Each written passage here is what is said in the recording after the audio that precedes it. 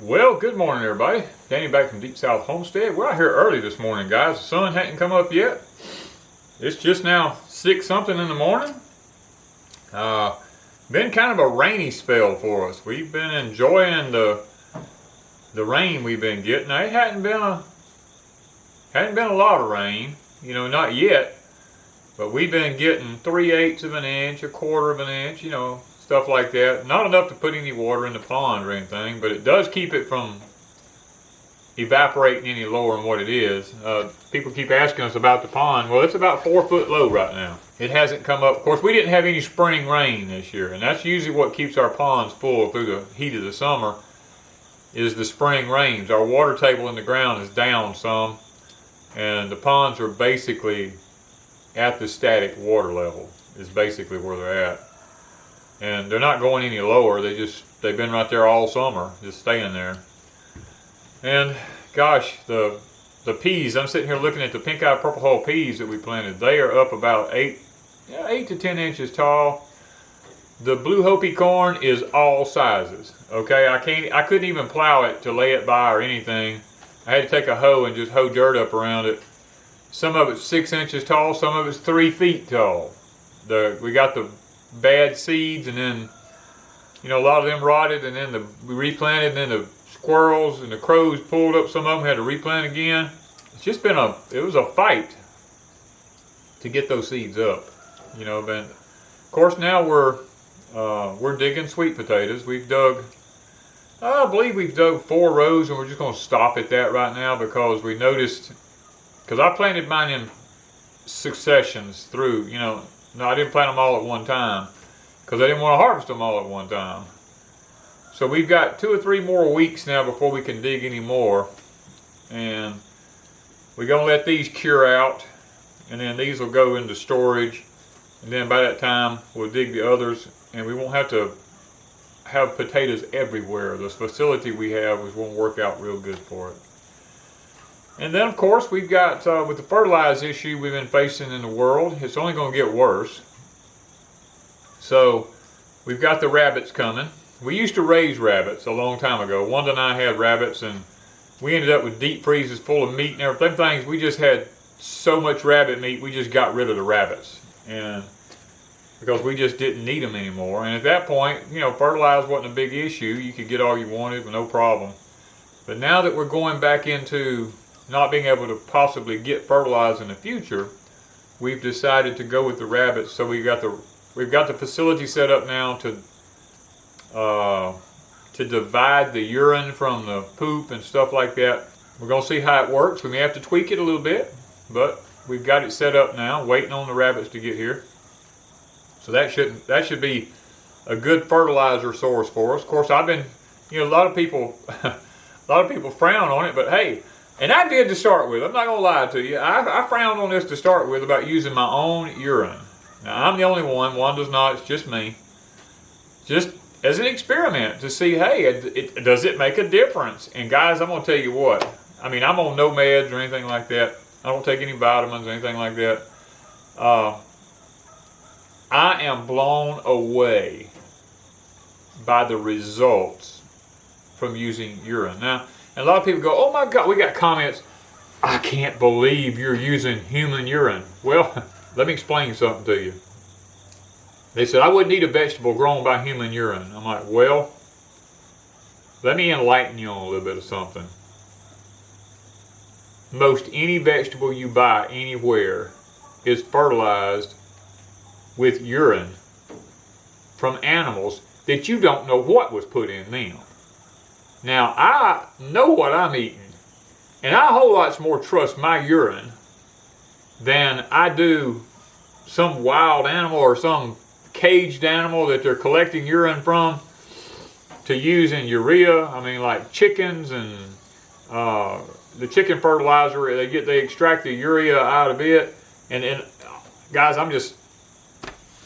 if you've seen some of the nastiness of some of these things I've seen, you would be a whole lot happier to use your own urine, you know. So, but anyway, I'm having fantastic results from it. Now I'm moving from vegetables to my fruit trees in the containers in the high tunnel, and oh my word, they are all of a sudden, they've been just sitting there all summer. Now all of a sudden they're like popping. They're like putting on new growth, and we're going to do some videos on it. We'll show y'all here in the future about it. You know, just so everybody always asks me a little bit about what's going on. We got citrus running out our ears right now I mean, it's all green. It's not ready. But we got oranges and tangerines and satsumas and kumquats and limes, and been a fantastic year for that so far. Now, you know, how long is it going to go into the fall before I don't know. So I've actually picked oranges and satsumas and stuff at Thanksgiving because they just hang on that long. As a matter of fact, one of my subscribers that lives here in town, very, very good friend of mine, I've known him for a long, long time. He was telling me that he let his go. I believe he was telling me, I seen him in town here, it's been several months ago, but I believe he was telling me that he let his go all the way to Christmas, past the frosts, freezes and everything, and they just hung on and did fine. So I may experiment this year with a little bit of mine and see how it does, and see if it can handle, leave a few on the tree just to see if they can handle the frosts and the freezes and stuff. I mean, this gentleman told me that his did. So I'm going to probably try it this year. I didn't get to try it last year because he told me about it last year, but this year I think I'm going to try it. And if it's okay, then they only get sweeter. You know, that's the one thing. The more you let them ripen, the sweeter they get. Of course, we got the pineapples going. I blessed a real good friend of mine this past weekend with a pineapple. We've been babying one for about a month for this gentleman. Very, very, very sweet, wonderful people. And, you know, our paths probably would have never crossed if it had not been for YouTube. And YouTube has been a huge blessing for us about the people's paths that we've come across. And I'm so thankful that the Lord opened this avenue, not only for us, but for lots of you guys. Y'all have been able to meet other people, and, you know, lots of these meet and greets, conferences and stuff like that, you know. We were into them pretty heavy there for a while, but I'm going to be honest with you. I mean, the ones that we had, we really enjoyed. We had a blast. That's where we met a lot of you guys at, and it's just at our own conferences we were having. But I'll tell you what, guys, I'm noticing a lot of these conferences out there, you know, we don't attend. I'll just be honest with you, because of the language that's used. We are not going to be associating ourselves if we know about it. We're not going to be associating ourselves with the groups that use a lot of foul language, and you know, I understand. Me and a friend were talking about this past weekend. A good Christian friend of mine. Occasionally, we'll use a foul word. You know, it just slips out. That's the sin nature in us. It slips out, and we say it, but it's not part of our language. You know, you can tell when you get around people if they automatically if they're using the F-bomb and the, you know, and all the other words, you know, on a regular basis. That's just part of their language. And if you hang around people who talk like that, you will soon become that person. You know, I grew up in a Christian household, and when I got out on my own, I hung around with some people that I probably shouldn't have hung around with. And after a while, I picked up their traits. Language, I'm talking about, their language. And after years down the road, one day I realized, I said, man, I'm just like these people over here that's using all this foul language, and I got to get away from that. And I had to cut my ties with people I call friends at that time. I just cut the ties with them. I walked away from them. I told them, I said, you guys, look, I can't be around y'all no more. Y'all are a bad influence on me verbally, and I don't want to speak like this anymore. And I quit being around them. And my language changed.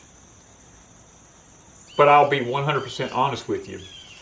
If I was to start hanging around people who did that again, that nature would come right back in me, because when I used to I mean, when you run companies, you get upset, and like I used to running my different companies that I had, you know, you get upset, foul language comes out a lot, and it's not Christian, and it's the devil's way of destroying your testimony. And I still have a tendency to get very angry very fast, but I don't use a lot of profanity anymore. But if I hung around people that did, it would come right back. I mean, it's like an alcoholic who's cleaned his life up. If he hangs around people who drinks, he's just one drink away from being an alcoholic again. And I would be the same way. And that's why you'll notice, I don't associate with certain people. And if I find out that they're a certain way.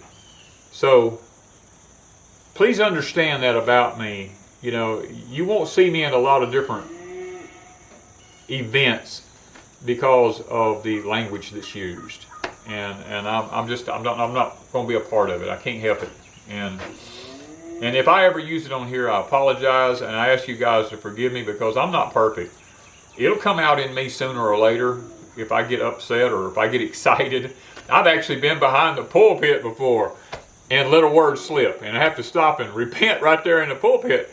Because, you know, when you've been a boss, as long as I was a boss for like almost 30 years, running different companies, that just, it can get to be, you know, you're under so much stress on a daily basis, you got to really watch the tongue. That's what the book of James talks about in the Bible. You know, the tongue that's an evil thing. It can do more damage than lots of other things can do. A spoken word you can't take back, or a shot bullet you can't take them back, you know.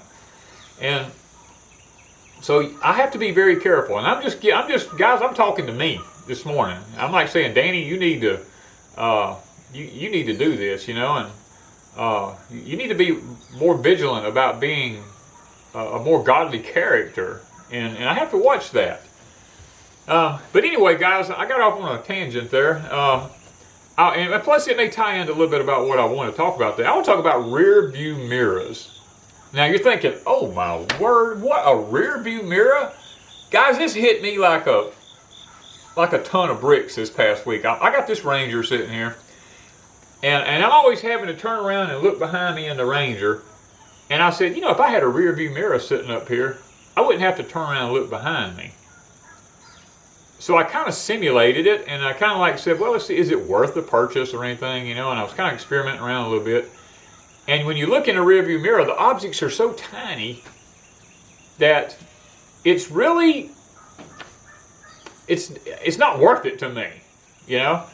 And I remember the old vehicles, and y'all probably will too. Remember they had the little thing that glued on the window up. When I worked for the Chevrolet company when I was a teenager, that was part of one of my jobs. I had to clean the windshields where people come in, the rearview mirrors fell off. I had to clean the windshields and spray that stuff on them, clean them, and put the glue on them and stick them back up there on the rearview mirrors. And lots of people, once they fell off, they just never put them back.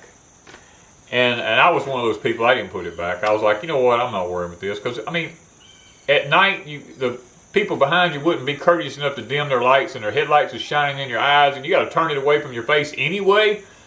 Or now they have them where you can just flip them to a different angle, and it takes the brightness off your eyes. But I use my side mirrors, because I was an 18-wheeler driver for a while, and I use my side mirrors more than I use a rear view mirror. But I want to talk about rear view mirrors. I want to talk about a rear view mirror in comparison to a windshield. Now this just struck me this week while I was on the Ranger. Because I mounted a gun system on the back of my Ranger here so I can carry my gun with me out of the weather. It won't get wet. And I was mounting that, and I was trying to make sure it didn't get, you know, it might struck my view or anything like that when I'm backing up. And I got to thinking, I was like, well, why is a windshield, you know, windshields are huge. They cover the whole front of the vehicle. But a rear view mirror, just little. And guys, some of the verses in the Bible started coming back to me as I was, actually as I got off the Ranger and I was using my Cub to plow the peas with, and y'all saw that in the video. And I was sitting leaned over, looking right in front of me, watching them plows, right between my legs. I was watching them plows in the dirt. And it let me know how much to raise the plow up and how much to let it down based on how much dirt was going up around the plants. I didn't want to cover them up, but I didn't want them to have not enough dirt. So it was in front of me. And guys, the Bible just started, God just started flooding me. The Spirit did with the Bible. And you know, in the scripture it says, you know, the man that looks back while he's plowing, I'm going to paraphrase this, the man who's plowing and looks back is not worthy of the kingdom of heaven. And that just started resonating with me. I got to thinking, I said, you know, when I used all my other tractors, the implements are behind you. And I was constantly trying to turn around and make sure I wasn't covering up the plants. And when I would do that, I would get off in the front. I would get out of line plowing. And that's why I wanted the cub, was so I could watch what I was doing in front of me and never have to look back. If I take care of what's in front of me, what's behind me is good. But if I'm looking backwards, I'm screwing up what's in front of me. And guys, that's why a windshield on a vehicle is large, so that we can see any incoming objects. We can see anything coming towards us. The rear view is kind of tiny. You know why? It doesn't matter. It's already behind us. Whatever's past is in front of us, that rear view, we can watch the tail lights going in the back. And I got to thinking about that in correlation with the Bible and how that the Lord tells us, don't look back. And you know what? This seems to be one of the biggest pitfalls that I've ever run across in my life with people. Now, when I was counseling in the churches and stuff, 99% of the people that I talked to, the problems that they were facing had to do with the past. Only maybe 1% had to do with the future, and if it had to do with the future, it was usually financial. And I was like, and I would tell people, I said, why? It's water under a bridge. Once that water passes under the bridge, it's never going to pass back under it again. I said, what's happened in your life is in the past. Why does it matter now? Well, I can't forget about it. You know, no, you can forget about it. The problem is the devil keeps dragging it up. And when the devil keeps dragging it up, it gets in front of you again. And you begin to relive it all over again.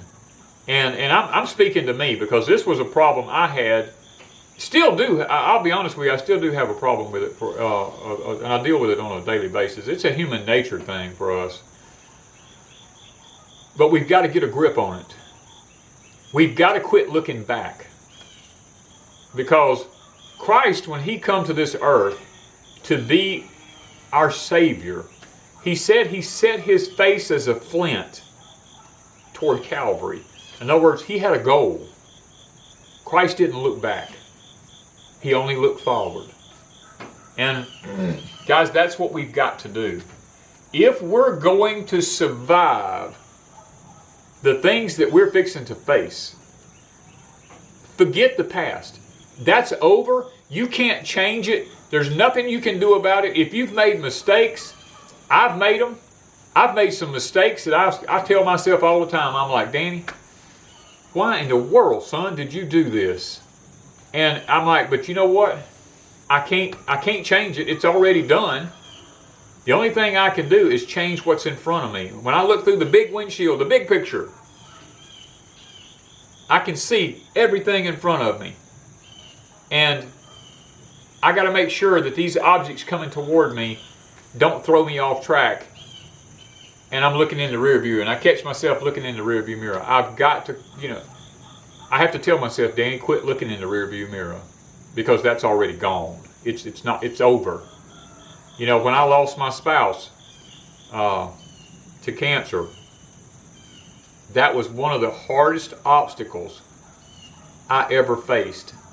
I kept looking back. I kept thinking, I would go to church, and I'm sitting on the pew that we used to always sit on, and I was sitting there by myself, and I'm looking around the congregation, and everybody's got their spouses with them and everything. And after church was over, they're all going out to eat together and everything. And they would say, hey, you want to come out to eat with us? And I'd be like, yeah, okay, I'll go out and eat with you. And when I go out and eat with them, I'm sitting there watching them. I'm sorry, give me just a minute. Watching them have the relationship between one another. And I felt like a third arm. I felt like I didn't fit. You know, I was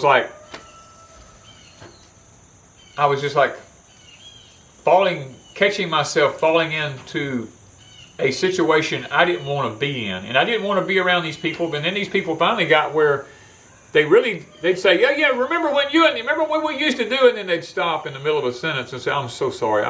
I know you're probably still having to deal with this. And I just got tired of that because they didn't know what to say.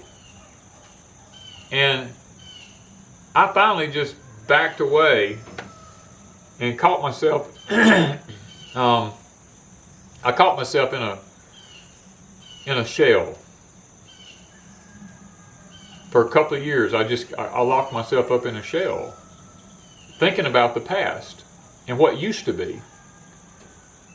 And one day, and I've mentioned this on a video before, one day I had a very good friend. She was a really nice lady. Her and her husband used to come to the house all the time and visit with us. We had prayer together all the time, and I was talking to her on the phone, and I kept saying we, and I said we was this, and she just screamed at me. She's like, would you just shut up about we and us and all this kind of stuff? And I'm like, whoa. I said, what did I do? And she said, Danny, there is no more we. There is no more us. She's gone. She's never coming back. You got to move forward with your life. And guys, look, I was a counselor. I went to counselors during this time that were friends of mine. And they said, Danny, there's nothing I can tell you you don't already know. I mean, you used to do this. And I'd say, I know. This young lady, I owe a lot to that young lady. God put her back in my life for that day. She shocked me so bad that day that my life changed. And I said, you know what? My wife's in the presence of heaven with the Lord. She's not coming back. She wouldn't come back if she could, and I wouldn't want her to. I've got to move forward. And at that time, I went to the altar and I bowed down and I said, Lord, if there's somebody out there you've got for me that you want me to have, then would you please bring them into my life, because I'm not going looking. And lo and behold, Wanda was at the altar on the same exact day praying the same prayer. She was tired, just like I was tired of the past. And she wanted a new future. And I wanted a new future. And guys, God brought us together miraculously, and we have like the best relationship in the world. And you know what? We'll catch ourselves, and I'm not going to lie, probably me more than her, we catch ourselves looking back. And we have to get a grip and say, you know what, that's behind us now. What's forward in front of us is what matters, because we can't change that. That's done. That's over. We can't let that influence our future. And so it's not that we forget those people, because we don't forget them. We just have to learn that life is different now. We can't have this. Wanda and I can't have the same love that we've had in the past. Our love has got to be a new kind of love. And we've realized that. And we are working on that. And that has, when we both realized that, we were like, you know what? It's only the future for us. And Wanda and I have, I'm not going to lie to you guys, we have soared. You know, we have, our love for one another is so intense that I can't even explain it. I don't know how it happened. It's God all the way. When we finally got a grip on the past and quit looking through the rearview mirror and started looking through the windshield, our future became bright again. And we've accomplished so much.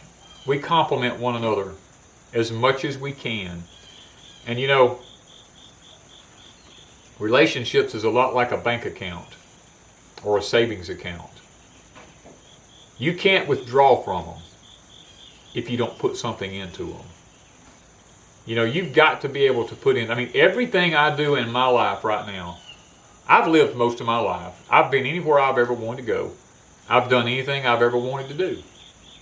From this point forward, I have nothing for me. I don't really care about me that much. Now, I have some things like the Cub tractor that's, and you know, that's a happy for me. I'm totally satisfied with just working on the Cub or rebuilding it or putting new parts and anything. Everything else I do is for my wife. If something happens to me, I want her to have everything her heart has ever desired. Because I'm not looking in the past anymore. That's over. I'm looking to the future for me and my wife.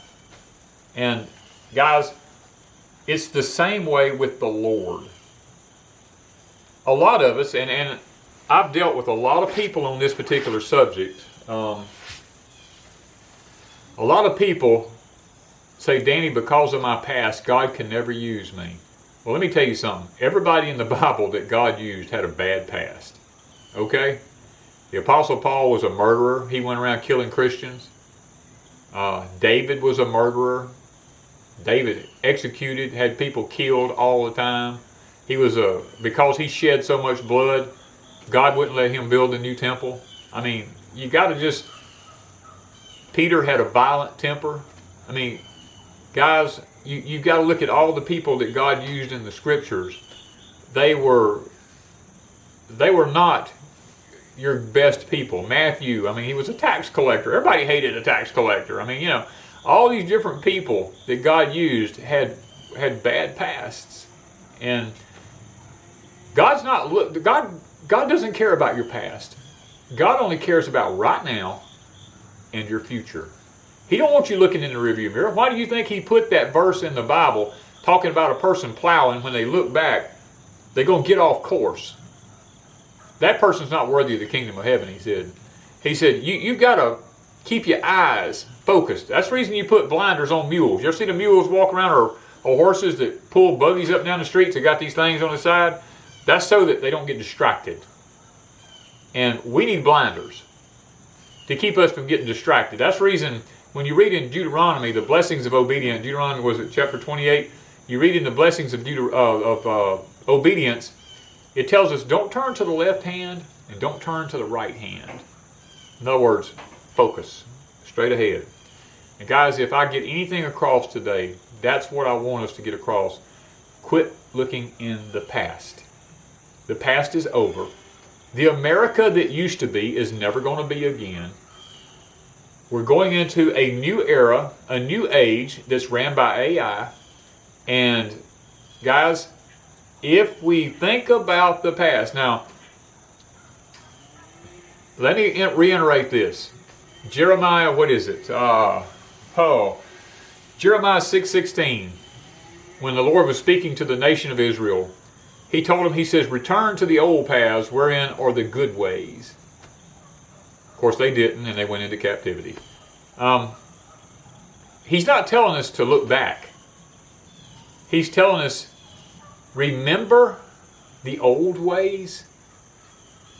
That was the good ways?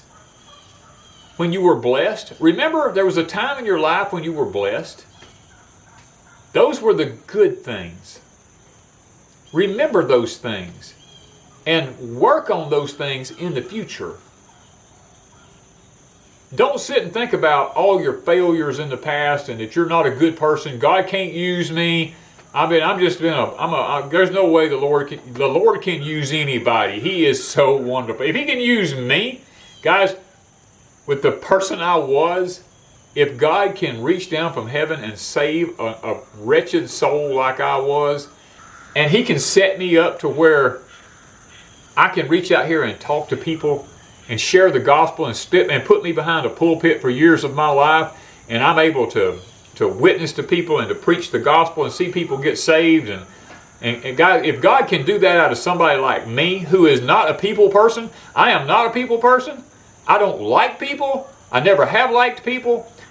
But guys, God has put me in a position where I don't have a choice. And to this day, I have friends, we laugh about this. They're always telling me, saying, for somebody that was as back in the woods as you are, who just didn't want to be bothered by anybody, you sure have a lot of people around you. And I'm like, yeah. I said, who we were in the past and who we are now, two different people. Even though I'm not a people person, God has put me in a position to where when I'm around people, I enjoy it and I fellowship with them. And of course, now I have the gift of discernment. That's one of the things that the Lord has given me. And if I discern that we don't click, we're not going to be together again. I can tell you that. But if our spirits commune and we function with one another and our spirits connect, I can talk to you all day. It was kind of like me and Cindy when we were talking to about the herbalist lady that I had on the other day, talking to her. Our spirits connected right off the bat. I got a friend that comes by here, Mr. Barrett. Our spirits connect. We get confirmation between one another. He doesn't say anything to me, and I don't say anything to him, but all of a sudden one of us will say something, and we look at each other and go, that was just a confirmation about something, And I've only met Mr. Al and Miss Brenda a couple of times. Neighbors way down the road over here that were friends of Barrett's, and he introduced me to them. Fantastic people, but they're private people. They don't want nobody messing with them, and I totally respect that, because I'm the same way. Great people, when I meet these kind of people and our spirits connect, and we have to hold each other accountable when we're like that. When my friends like me and Mr. Barrett, we hold each other accountable for our actions. If we say something in front of one of the other ones, one of us will look at it and say, hey, might not want to go there. and that's the way I am. I believe when you have a close inner circle of friends and you see them doing something wrong, you need to say, hey brother, or hey sister, I love you. And this is not in any way condemning you in any way. I'm concerned that you're going in a particular direction. And of course, I'm not going to tell you what to do, but I'm concerned because I see a change in you, and it's not for the better. We need to be bold enough and forward enough to say this to people, and especially if they're our close friends, because hey, if two Christian brothers or two Christian sisters can't look at one another and have that conversation with each other, then maybe we're not as close as we think we are. I've got YouTube friends out there that I've said, hey, don't do this. If you do this, you're going to get in trouble.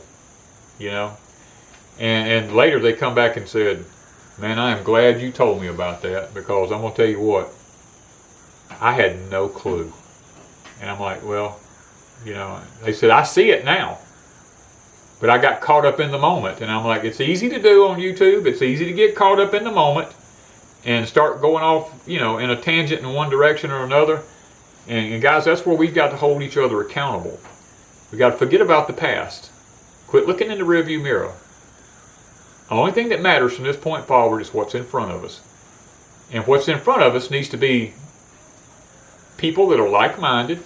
Why do y'all think Tag is putting up all these properties on his channel, Life Done Free? Because those properties are within a 15-mile radius of him.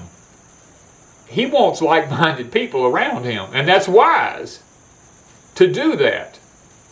Because then if an LCE happens, a life-changing event, he's not worried near as much, because there's a lot more people around him that's like-minded than is not like-minded. And so surround ourselves with like-minded people. Surround ourselves with the people. I'm trying to think of this. This person made a statement. The world that you want to see, you be the change. I can't remember what their name was. It's something Gandhi. You be the change that you want the world to see. And there's so much truth to that, guys. Whatever you want to see the world become, you yourself need to become that person. And you need to put those kind of people around you. If you want to be godly, surround yourself with godly people, with godly attitudes. It's not using profanity all the time, doing ungodly deeds. Surround yourself with godly people. You won't go wrong doing that. And you know, that's one thing I appreciate about the Appalachian people. Lots of people look down upon the Appalachian people. I don't. Because the Appalachian people are a people, a lot like the Native Americans, that they're tied together. You know, if you screw with one of them in a community, you're screwed in the whole community of Appalachian people. You're just screwed everywhere. If you go to town, if you go, it doesn't matter. Those people are so tight-knit that, and the same way with the Native Americans, if you mess up with them, you're just messed up. They'll never accept you again, you know. And that's one thing I admire about these people is how well they stay connected together. So remember that. Remember that. That's one thing I love about those people. I love their loyalty to one another, just like the Native Americans. Me and Miss Cindy talked about this. I love how that the Native American people, they're loyal to one another. And they're even becoming more loyal as the time goes on now. And I'm really finding that encouraging. So guys, today, I may sound like I've been all over the place, but let me tell you something. I've tried to bring in a lot of things to help us to focus on what's in front of us. Forget the past. It's over. It's never going to do us any good. All it's going to do is drag us down. The devil wants to keep dragging up the past. Every time something in the past that comes back to haunt you, do what Peter did, or do what Christ did. Christ was the first one when he stood in front of Peter. Do what Christ did. Get thee behind me, Satan. That's what you've got to say. Get thee behind me, Satan. What's in the past is in the past. I can't change that.